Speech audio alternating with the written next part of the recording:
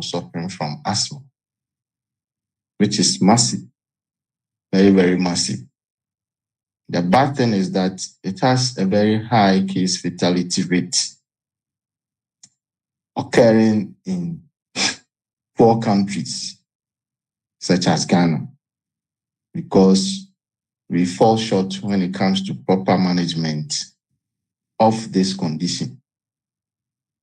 Specifically, considering Ghana, the World Health Organization, they state our incidence rate as for every 1,000 individual, you have about 1.5 persons having the condition.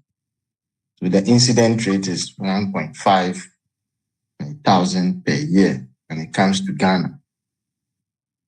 The condition is basically classified into two forms. Basically, the so-called extrinsic type of asthma and the intrinsic type. So let's look at what the two stands for. The moment you mention extrinsic asthma, straight away focus on the presence of immunoglobulin E. Extrinsic asthma goes with immunoglobulin E, and it has something to do with inheritance, family issue, the so-called atopy. Always remember atopy, immunoglobulin E, family issues when you hear of the extrinsic type of asthma. Since you are inheriting it from your family line, it usually begins in childhood or early adulthood. Of course, it has some family history, and these individuals are normally hypersensitive to allergens. And of course, there is always immunoglobulin E involved. How about the intrinsic? Almost the opposite of the extrinsic.